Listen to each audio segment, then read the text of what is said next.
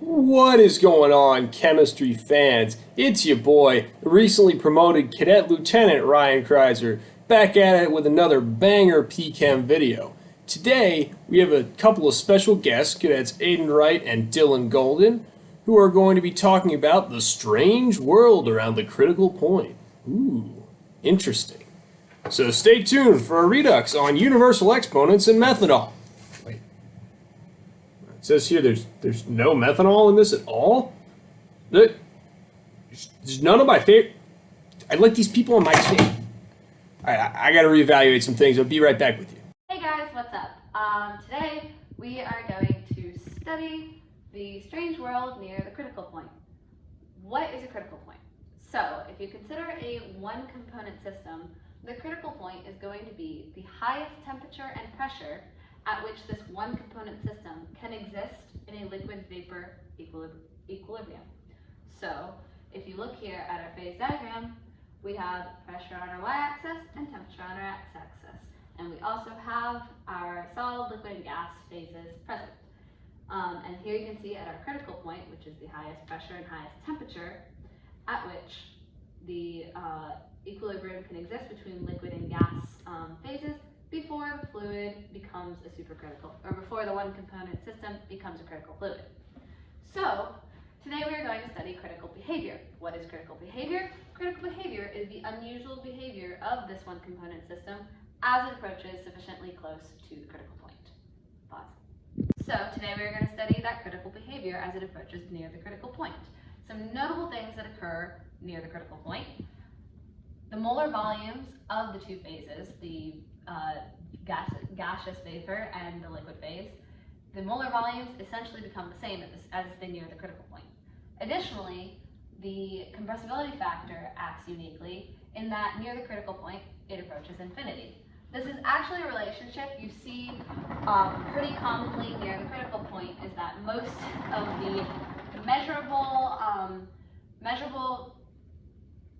values within the system approach either 0 or infinity with the power law dependence that all have the same universal exponent. These are known as scaling exponents or critical exponents. So, to describe critical exponents, I'm going to bring us over here to a few equations. So, critical exponents are an exponent that describes the unifying behavior near the critical point. Here you can see we have a series of equations for molar volume calculations near the critical point. In this case, beta is the critical exponent.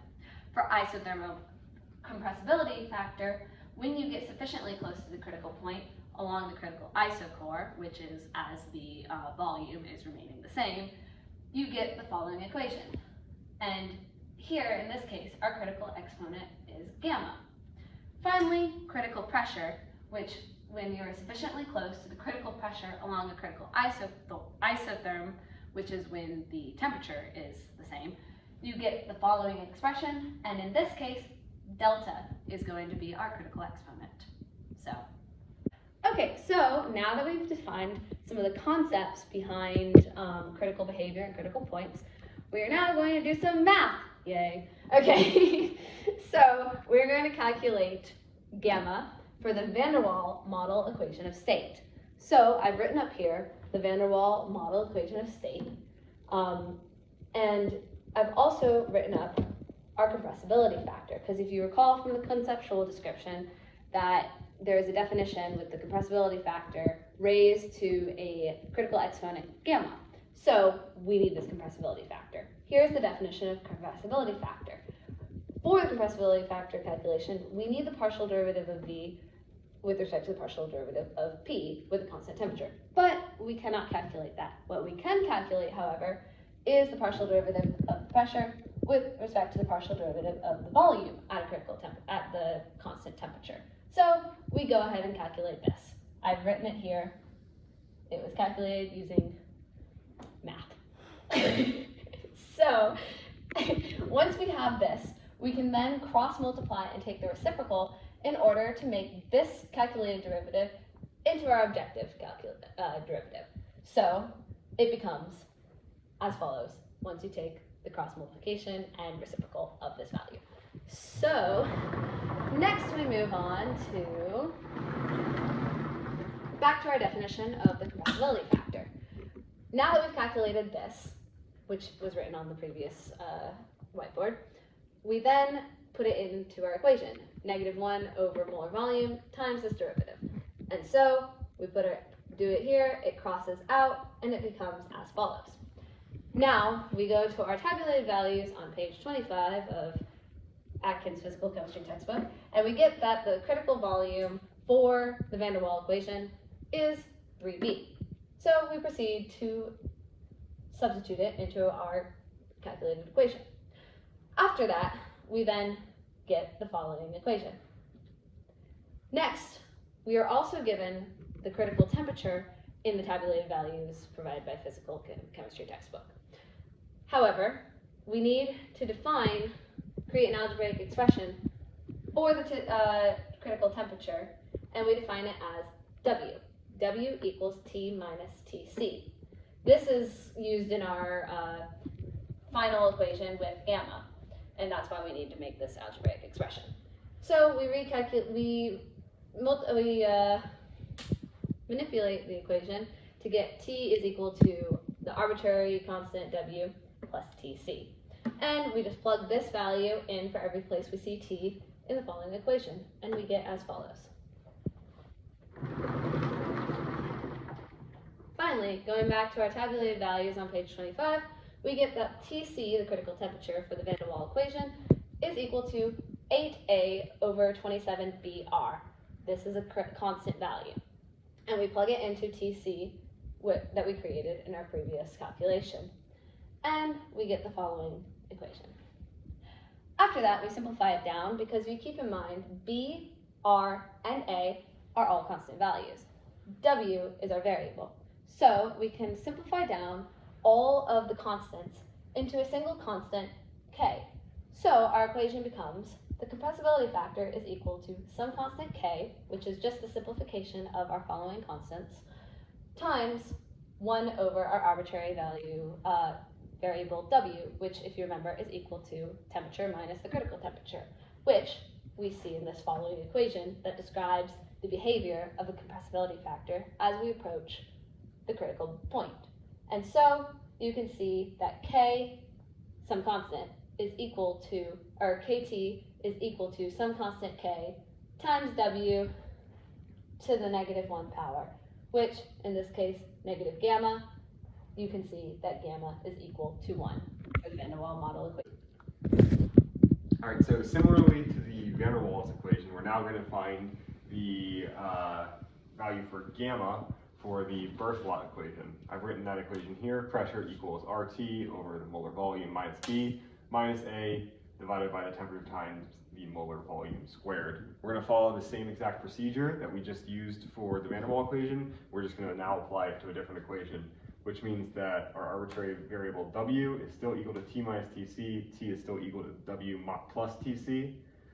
In this equation, T sub C, the critical temperature, is going to be equal to 2/3 times the quantity of 2A over 3Br raised to the power 1/2.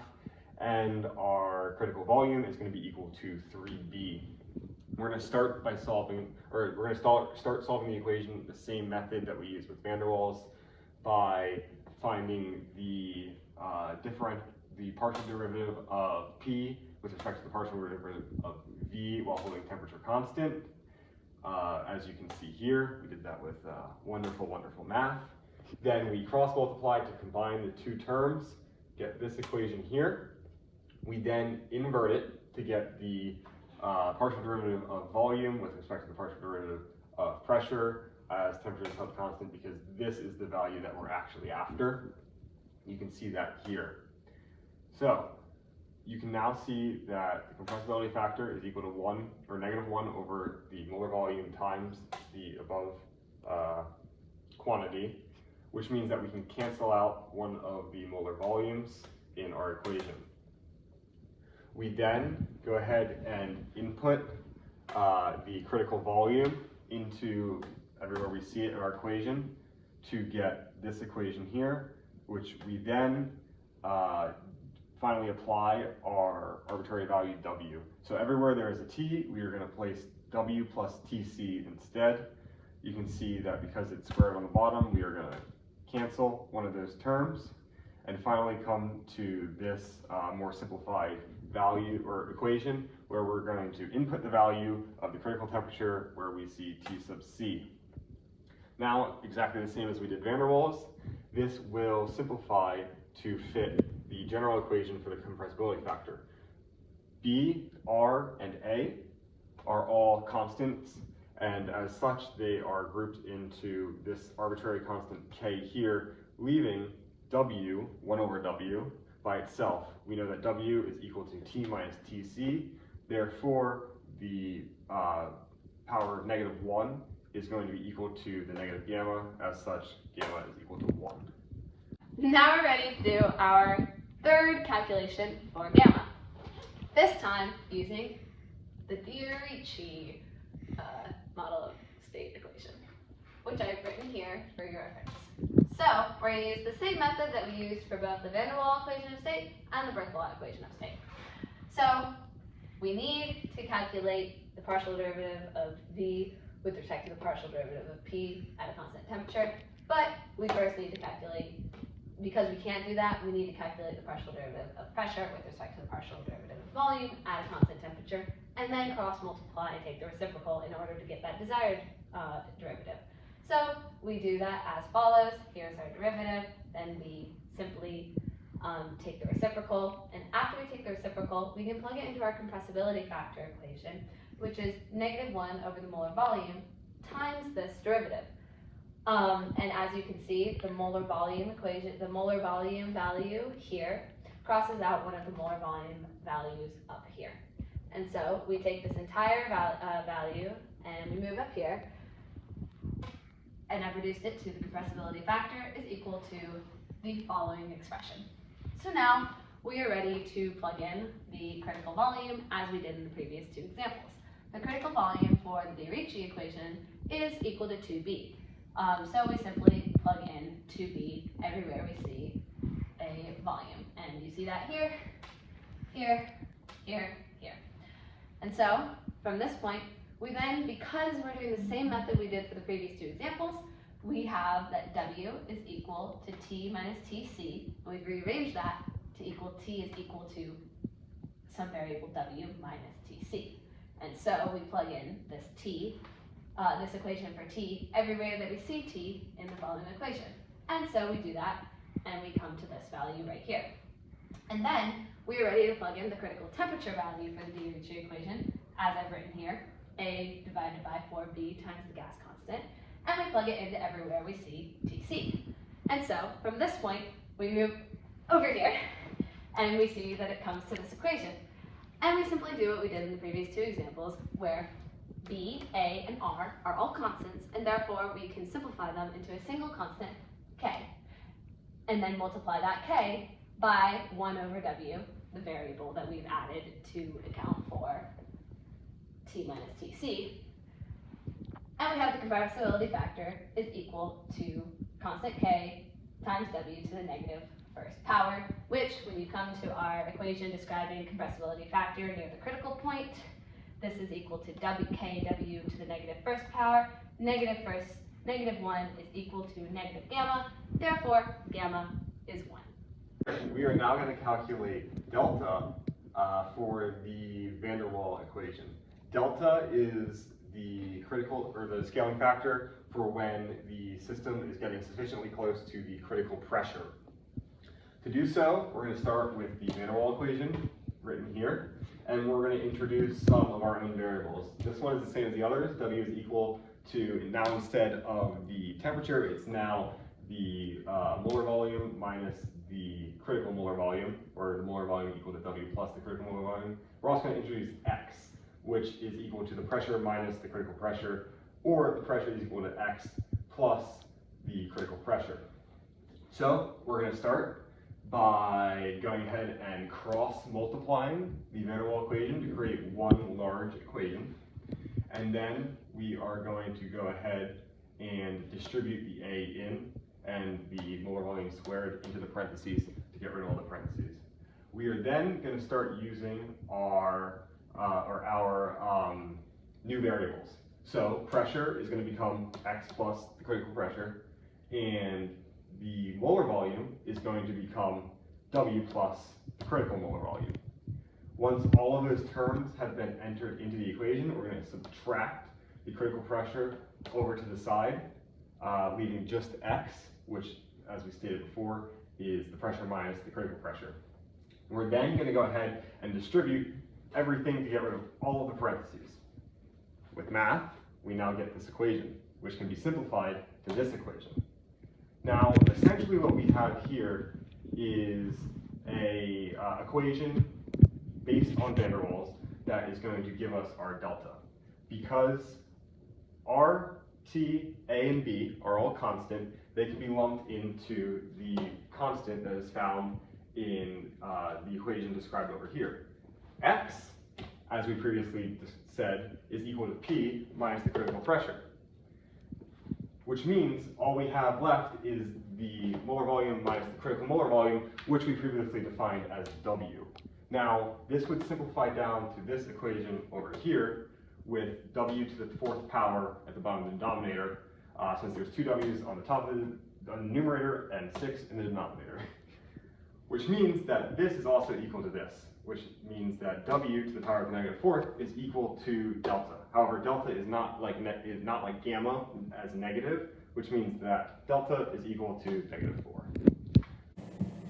And with that, we've reached the end of today's video. Thank you for sticking around to the end. I hope this video has been of some help to you. Was this video better than my previous year's video on universal exponents? Was it worse? What can we improve on? Leave a comment down below. At any rate, thank you for your time, and I hope you have a great rest of your day. America salutes you.